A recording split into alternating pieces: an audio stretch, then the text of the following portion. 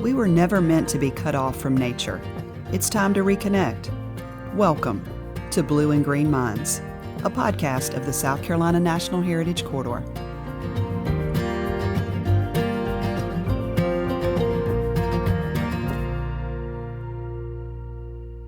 Hello, everyone, and welcome back to episode 4 of the Blue and Green Minds podcast. Today, we're going to be talking with Sarah and Daniel from McAdams Company.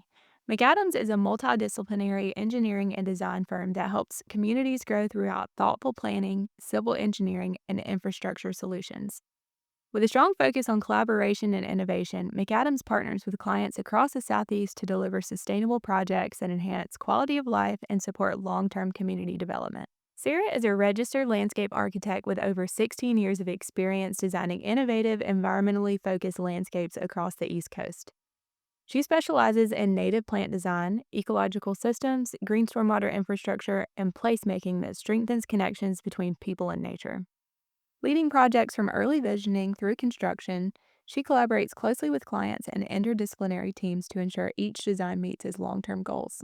Known for her design leadership, clarity, and attention to detail, Sarah creates resilient, high-performing landscapes that support both people and the environment. Daniel is a practice lead of green stormwater infrastructure with McAdams. With a strong background in project coordination and client-focused development, Daniel plays a key role in guiding complex projects from concept through completion, ensuring that they remain efficient, sustainable, and aligned with community needs. Through his work at McAdams, Daniel has contributed to projects that support growth across the Southeast, helping bridge technical expertise with practical outcomes that benefit both municipalities and private partners. He's recognized for his collaborative approach, attention to detail, and commitment to create long-term value through thoughtful development. Daniel is passionate about building strong partnerships and supporting initiatives that strengthen local economies, enhance quality of life, and preserve the unique character of the communities that McAdams serves. So without further ado, let's go ahead and jump into today's interview. Welcome to the podcast, Daniel and Sarah. We're going to go ahead and just jump in right with our first question. So, how have you seen the demand for nature-based design evolve recently? Engineering wise, we've seen an increase more in the environmental regulations. And so that's kind of where some of this started, was trying to find ways to treat stormwater to higher levels. But as we started to see that, people started to really take hold of the aesthetic elements that it brings, the wildlife that can come with some of those elements, the beautification. And then we started quantifying some of these ancillary benefits, like as we talk about with nature at work, some of the pheromones and things that come out of the trees and the plants, and tying that back to health related benefits and the quality of the air and all that kind of stuff. So I think that there's a high value on a lot of the elements that nature brings, and we're continuing to see more and more of those, and it just makes sense. So I think also a glass half full approach or thought from the pandemic that happened was that everybody got outside more, and they found that nature is really a healing element, a part of our lives. And so that was, I think, a unique shift that nobody really saw coming, was that because of the pandemic, we just had this greater emphasis on being outside and being connected to nature as part of a healing process for all of us. Tagging on to what Daniel said a little bit, something that we have seen increase over the past decade or so is just the requirement for more native plants, which is really phenomenal. Native plants are just a huge benefit across any kind of environmental stewardship or ecological theory. And with nurseries now providing more native plants and having more availability, it's really a lot easier to apply them as part of our daily projects. So that's been a huge shift that we've seen in the landscape architecture side of things. Sarah, I think you made a great point about there being a culture shift in the recent years. We've seen that in the work that we do as well. How has that change impacted your clients' expectations over the past 5 to 10 years? Are they looking for anything different now? I think now people are really looking at nature-based solutions, especially engineering solutions, as an amenity. Right now, we have to provide stormwater management. It's usually a requirement as part of development. But what's really unique with some of our clients is that they want to turn those requirements into an amenity.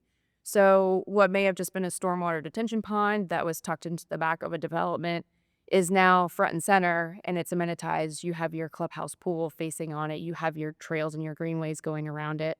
They're planted more heavily, and they become not only a benefit for the community and a requirement, of course, for the engineering, but also um, phenomenal for wildlife enhancement and just being able to provide extra amenities for the people who are living there or experiencing that space. Do you think this change is really being driven by environmental awareness, health and wellness priorities, or like you mentioned, after the pandemic, market trends? Is this a mix of all three? What are you guys seeing out in the field? I think it's a mix of all three, honestly. Yeah, I would agree. And there is, as Sarah said, with the pandemic, getting people outside. And it's like we had half a generation of people who had grown up with all these video games and media and social media and and that kind of thing. And then to see their friends and such, they had to go outside and do things in outdoor spaces. And I mean, I know that I don't know what the numbers are, but there has been a huge uptick in the demand for the national parks, I should say. And so this reawareness of this generation that's kind of like, hey, we have some beautiful spaces out here. I've never experienced this before. It's a little bit different than what I saw on my PlayStation 12. Um, I think it's huge. But like I mentioned before, starting to get some of the science and the feedback behind that on the health benefits of nature, related to, you know, whatever the microbes are in the dirt when you're gardening or out in your lawn, or just the ability to get out and get that vitamin D from the sun. It's it's huge, and I think a lot of that is driven by um, this reawareness of nature. And I think to follow up on just this awareness, I mean, we're all experiencing larger natural catastrophic climate or storm related events. And it has a really big impact on our communities. In North Carolina, we had Hurricane Helene, which like critically damaged Western North Carolina, which was just totally unanticipated on many different levels. And so I think having this more awareness that we do have stronger storms right now, and they are, nature-based engineering is a fantastic solution to be able to help mitigate some of the impacts of those storms. Right. And to tack onto that, with the market trends piece, I do think that, as Sarah was saying before, regulations are have begun to evolve to look at, hey, can we use these stormwater features as an amenity? We're in the space where we do a lot of um, conservation work, mitigation work, restoration work, but we also do some commercial development, and things that they look at is the space and us being able to utilize that space, not for a giant concrete vault to hold your stormwater, but to dig a larger wetland. That is something that we're accomplishing uh, these goals that they had with hardened infrastructures, what gray infrastructure is what we call it in the industry, but we can take it up a notch by adding these plants and amenitizing it. And what that does is it makes the land that these folks are using multifunctional. And that's what I really love about a lot of this stuff is nature itself is fundamentally multifunctional. And I think that's really what we're latching on to. Yeah. I mentioned in the McAdams introduction that you guys are known for your integrated design approach. Can you please explain what that means to those who may not be familiar and give some background on what that means in practice? Yeah. So I think I was touching on that a little bit with the multifunctional allows us to really flex our multidisciplinary.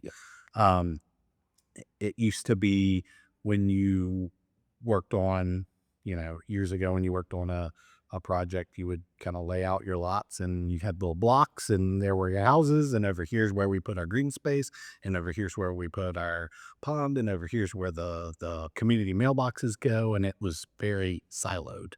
But because we're a multidisciplinary firm and we're able to work together, a lot of that is less linear and a lot more iterative. I get the privilege of working with our planners and landscape architects like Sarah to look at my areas and say, hey, what goals do you need to meet and what goals do I need to meet? And we can work together to make the stormwater and the green space one space, just like nature already did.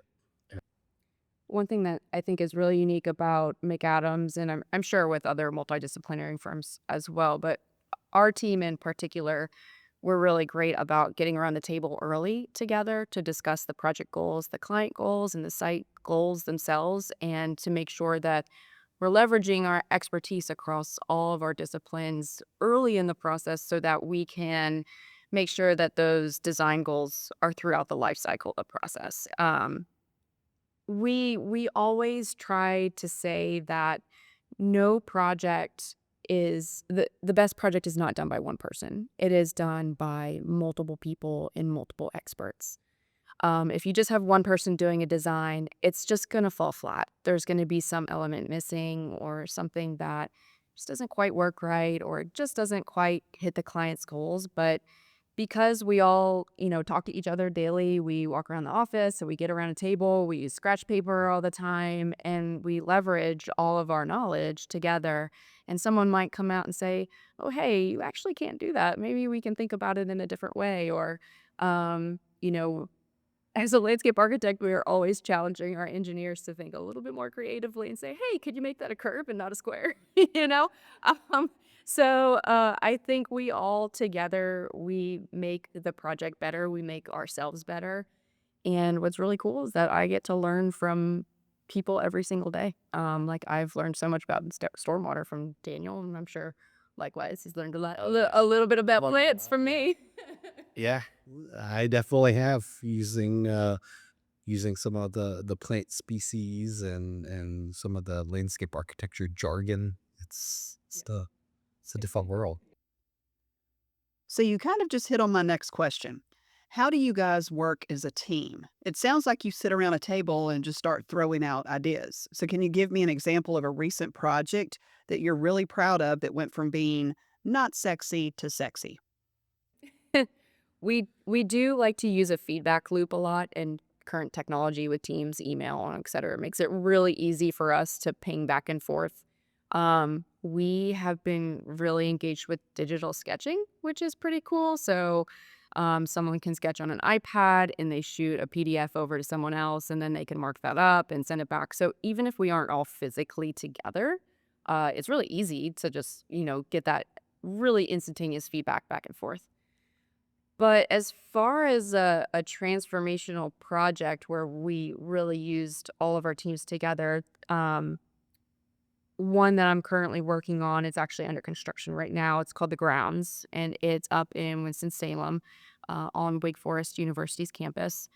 And it was actually the McAdams portion of the project is it started out as a greenway project, and that followed Deacon Boulevard, which was kind of the processional walk from the tailgating spot to the stadium. As we got into the project, we realized that there was a degraded stream there. And so we looped in our stream restoration team and also our landscape architecture team. And around this greenway and this stream is this giant mixed use development.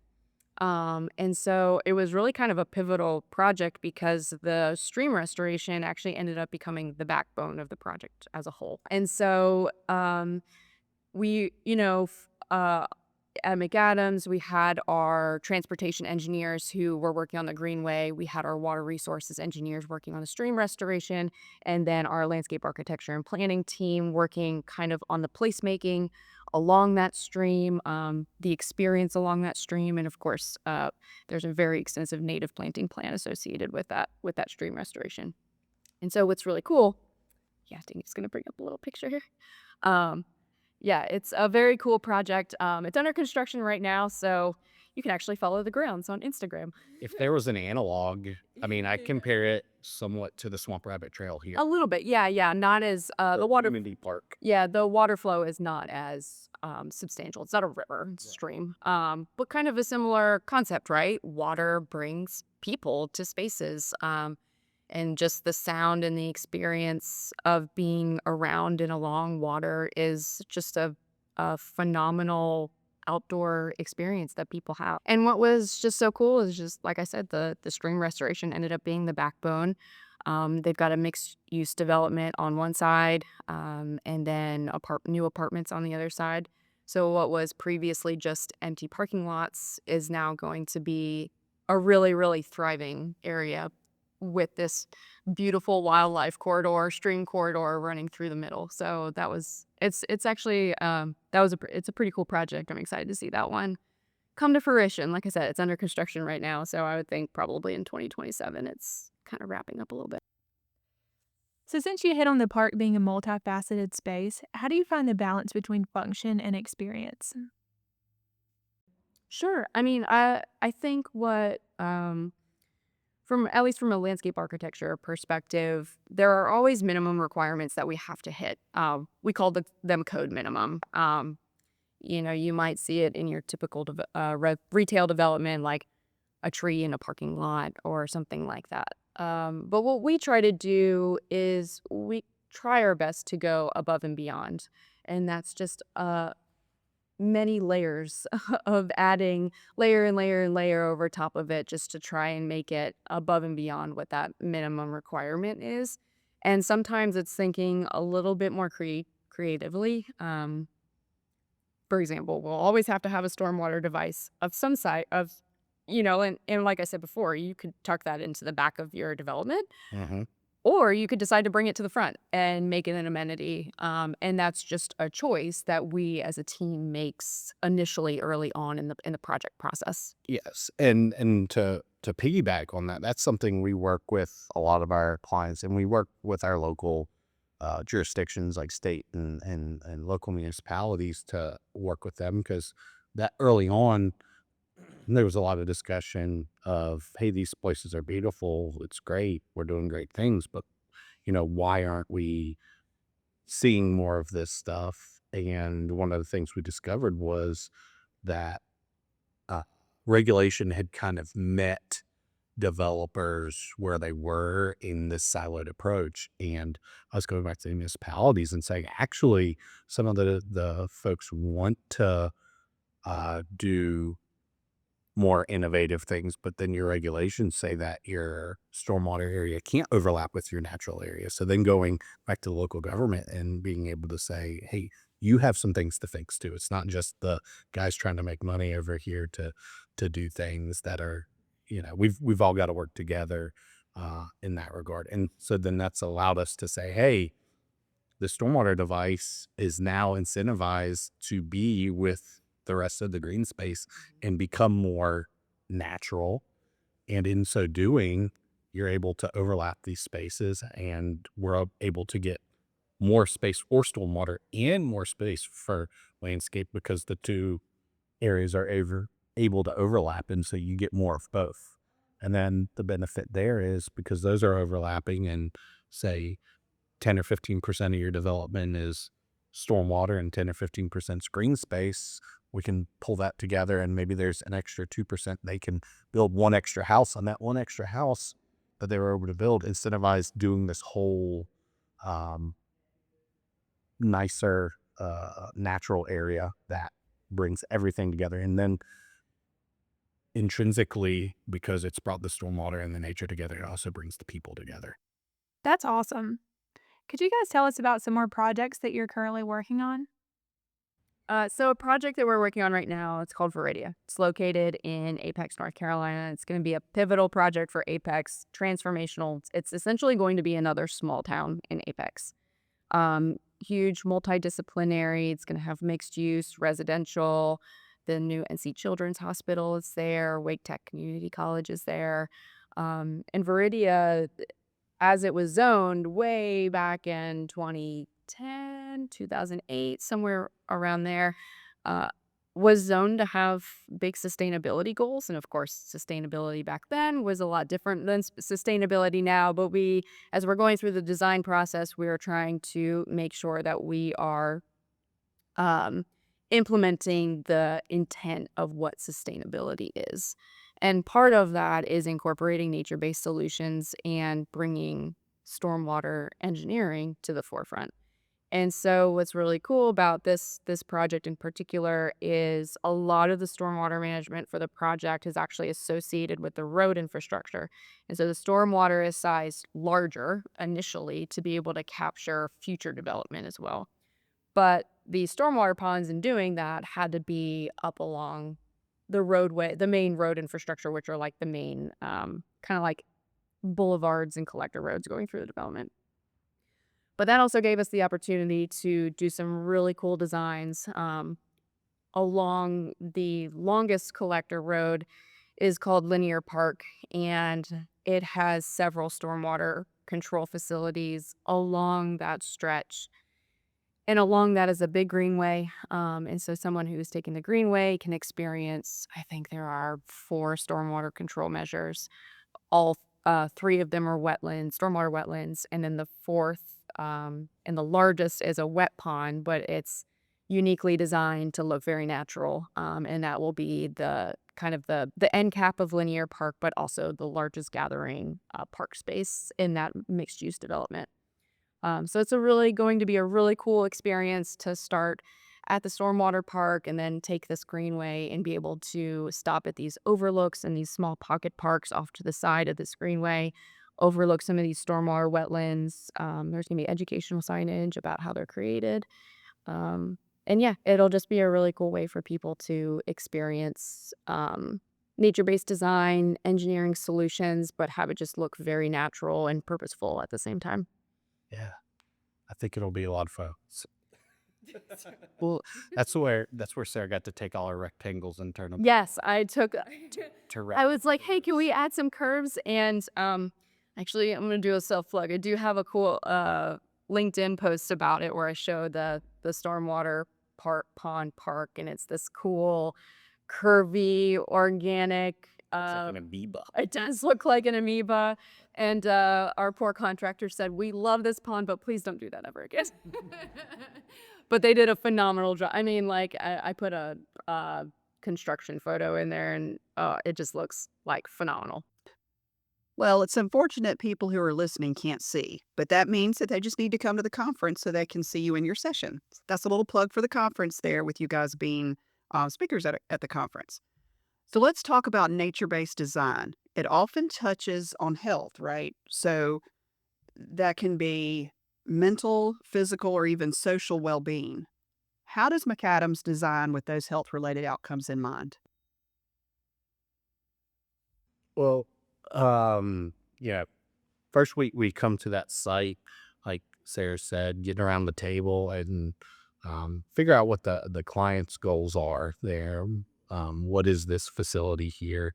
We've got some hospital complexes. We have residential communities, commercial communities, um, yeah, campuses of all different kinds. And so, starting that and then starting to add some of these layers on, as Sarah likes to say. I mean, and it's so true.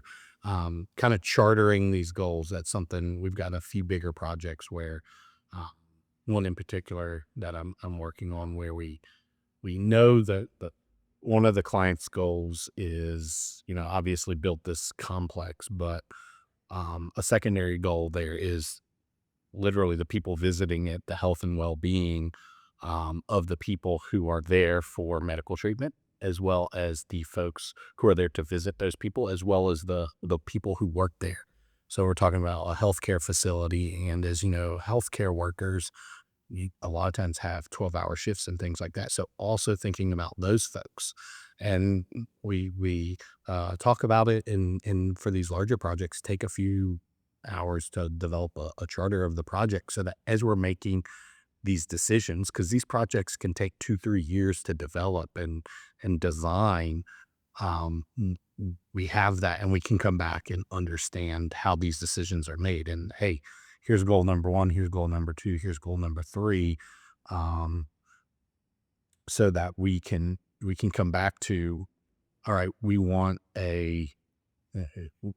something obviously that's permittable, and then we want something that um, folks can come out and enjoy nature, and we want something that promotes some good spaces for them to walk so that they're getting healthier, and we want some spaces for people to be able to rest their minds, and a little oasis from whatever the rest of our development might be. Or in some cases, like we've talked about, we do work with um, like the Land Conservancy, um, Ducks Unlimited, some of these organizations. And so sometimes the goal really is just the health and well-being of people and habitat or creatures themselves. So just making sure that we understand the goals and then being able to prioritize some of these supplemental objectives, because not all of our clients have the same goals. We try to help them. Some of them see the light, that there's mutual benefits to a lot of this stuff. But yeah, we try to tailor our designs to ensure the opportunities are there to enhance public spaces, but also, I guess technically they're private spaces, but they're really open to anybody in a lot of these type of places. Yeah, and we were talking about healthcare facilities. That really speaks to me because my husband had cancer, and a lot of times his chemotherapy treatments would last sometimes for 8 hours. So for him to have a break and to walk outside into an area into the hospital that was created full of trees and full of flowers, that was really good for him. As well as for myself, because I'm sitting there right beside him for 8 hours, and sometimes it was just very healing mentally and emotionally to leave the coldness of the hospital and go into those beautifully created areas. So, yes, that very much speaks to me. So I know that this is a bit of a newer approach to design, but I'm wondering if you guys have been able to see either personally or as a company as a whole any measurable or anecdotal evidence from projects showing that these designs are actually making a difference in people's lives. 100%. We did a project in Beaufort, North Carolina. It was a DOT project. Literally, I was talking to Sarah this morning about this project. Our marketing folks had posted it online. He was like, "Oh, we're we're putting it out there again, I guess." But it was a wonderful project we did for DOT, and a lot of people go, "DOT and nature project? What?" But it was a huge project we did about 4 years ago, um, in Beaufort, and it was where US 70 had previously been. So it was a 4-lane road, 2 lanes each way coming through Beaufort. And we had an opportunity there to take up the outer 2 lanes. And what we did there, they had some bacterial issues because it's a coastal town. And they had a lot of flooding with increased rain events and things like that. Had a lot of flooding. And we went in and we took that outer lane and we put in bump outs. And what I mean by bump outs is we put in landscaped areas that are depressed. Instead of having one inlet, per block or 2 inlets per block, each of these depressed areas had 2 or 3 cuts in the curb where water could come in. And we put special media in there. We uh, added plantings.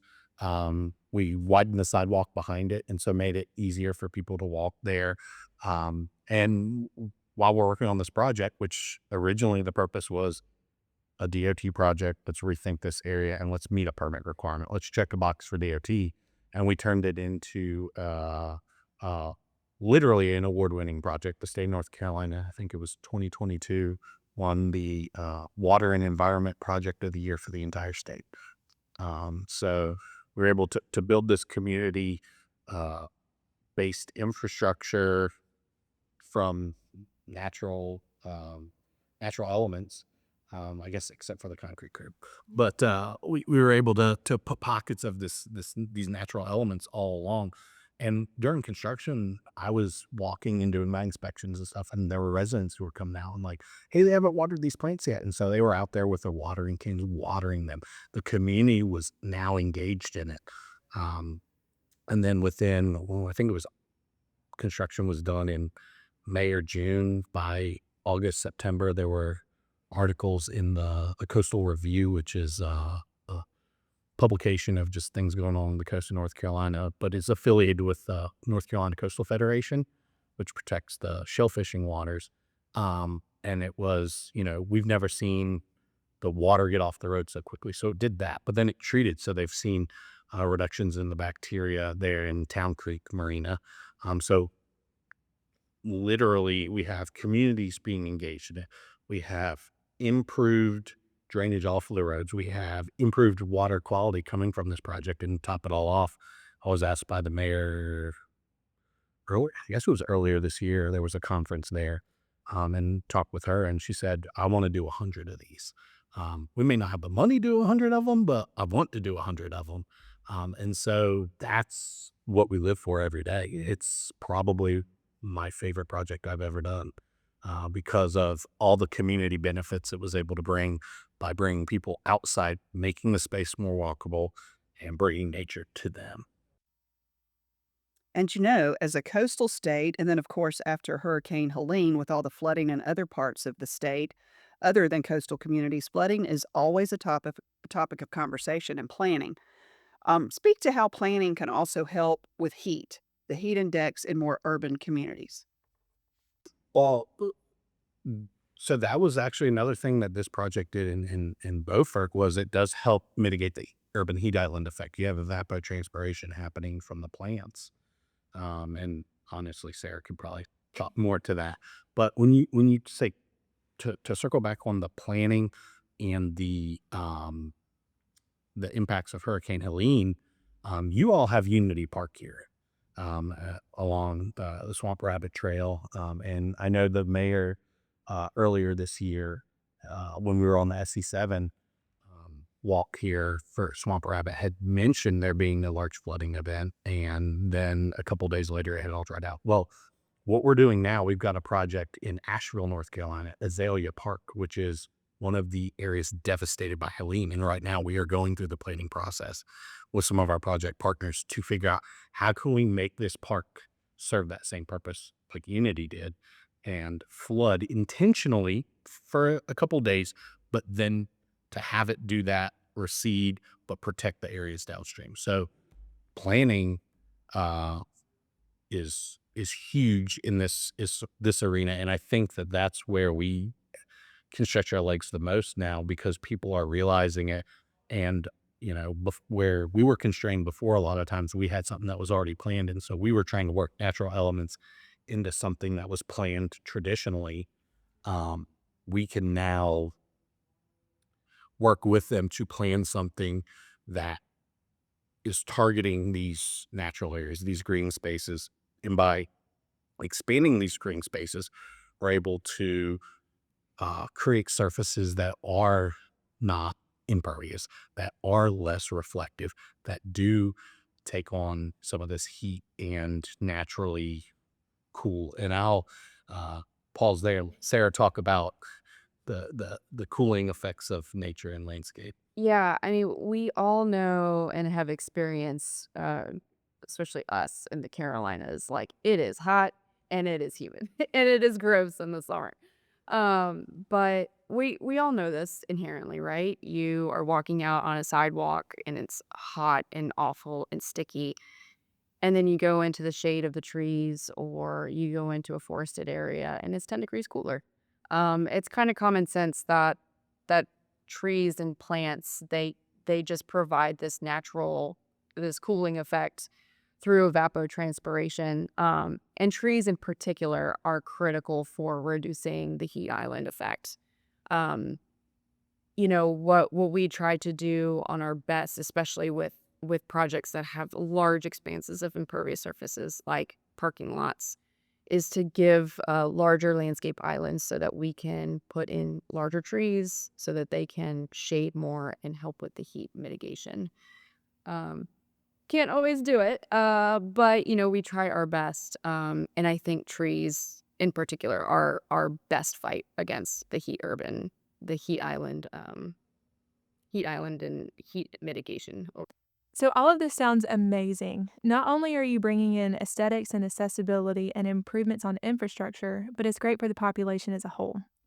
Can you just tell us a little bit about how you help your clients understand that this is more of a legacy project and not just an investment to infrastructure? So, what I try to tell not only, the public, our clients, and even people internal to our company is, you know, nature is a common benefit. We all experience it on a day-to-day basis. And some people realize they're experiencing nature and some people don't.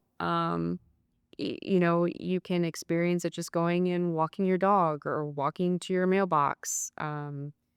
Getting just a small amount of joy of hearing a bird chirping in the morning. I mean, there are these very, very small moments of experiencing nature that we all have in our daily life. And it doesn't matter who you are, where you come from, what your abilities are, we all have that common benefit. And so, what I like to try and promote is that it doesn't matter who your end user is or it could be anyone or anything. Your end user could be wildlife as well.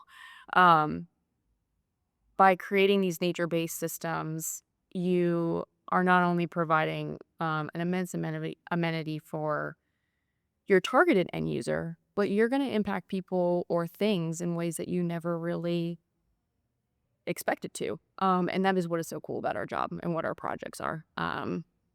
What's funny, Daniel and I are working on a project now, which has had some challenges just in general. But I go out there and we go out to look at one of our stormwater ponds, and there's a duck in there. And I'm like, well, that duck's not supposed to be there, but I love to see the duck there, And it's kind of like an unexpected, I don't know, just an unexpected joy of something that you're like, oh, well, I wasn't, the stormwater wetland, it's actually doing what it's supposed to do. It's creating a space for wildlife. So, Yeah, when it's planned correctly, it's a win-win for everybody, even wildlife. Looking ahead, what is next for McAdams? What are some of the things that you guys are really excited about for the future?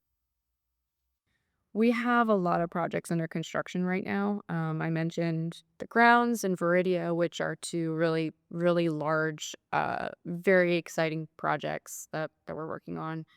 Um, we have so many projects that are in various stages of design. We're either, in pre-planning or site planning through approvals or in construction.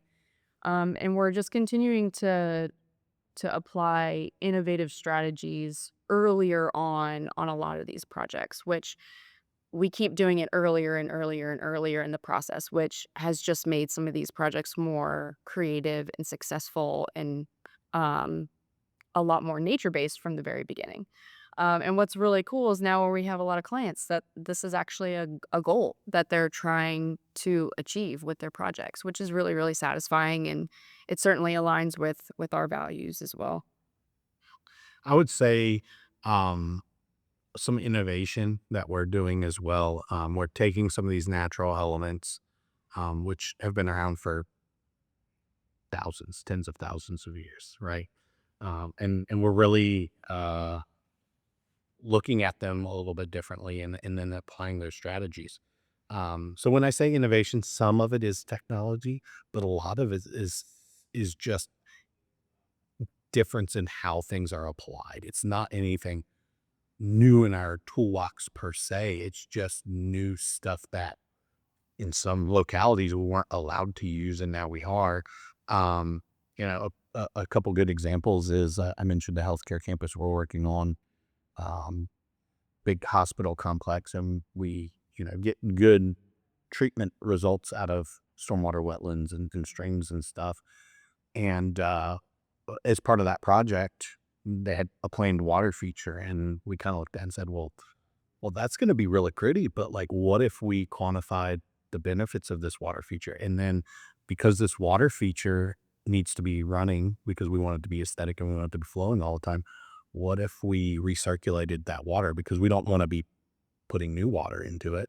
We want to be resilient and we want to be sustainable. So we're going to recirculate this water, but it's going to be, but excuse me, it's going to be taking that water from the end and putting it back through. So what if we look at the benefits of cycling this nutrient removal wetland 1 or 2 times? So instead of getting we'll call it 40% reduction in nitrogen and phosphorus credits. I know that's really technical here, but instead of getting something like that, what if we cycled that water back through and did it again? That will be really, really cool, and that could have a lot of results that are beneficial to a lot of our strategies. To be able to take one of these, what was originally just an amenity, and turn it into one of the top performing treatment stormwater type things, measures that is created for North Carolina or South Carolina would be awesome. And so we're working with Duke University and NC State University right now to get it researched so that then we can turn it around and make it a tool that, you know, any municipality, state government in the Carolinas could use. Yeah, like what we're doing with this conference, with the resilience conference, is where we're breaking down the silos. So we want to have a holistic conversation of healthy people, healthy places, healthy economy, and that's really what the planning that you guys offer communities does. It's a holistic approach, which is why we're so excited you're involved in the conference. Yeah, we're excited for the conference. Yeah, we're super excited. Yeah. Yeah, we love being brought to the table and being able to look at these experiences and with no preconception of like, what are your true goals, and let us work with you to meet those goals rather than here's the box. This is the way we've always done it. Just mess with the widget. Let's throw that widget out and let's come up with something entirely new. Yeah. And I think, tagging on to that, something that where our team at McAdams is really strong at is we really work with our clients. We understand and try to bring their design vision to life. What's really cool is because we have so many experts as part of our team, we can get really creative about how we can bring those designs to life. And sometimes we can suggest things to our clients that they're like, wow, that's amazing. I would have never thought of thinking about it that way. Um, and it allows us to be innovative, but also integrated and artistic. And so it becomes just this well-rounded process where we're not only meeting the goals of our clients, we are also meeting the goals of the site. We're meeting the goals of municipal requirements, but also doing our best to overlay environmental stewardship, cultural stewardship, and just creating a well-rounded project for the entire community, just to create just this project of wellness is really what our goal is. Mhm. Well, thank you guys so much for coming into this conversation today. I think this is going to be a great warm up for our conference participants to come to the conference ready to go and have some great questions for y'all, and hopefully get some great projects on the books for the coming year. We really appreciate your time this morning, and we're looking forward to having you at the conference. Thanks for tuning in to today's episode of Blue and Green Minds. Stay connected with us on Facebook and Instagram at SC Resilience Conference for updates and behind the scenes content. We'll be back with episode 5 in 2 weeks. See you then.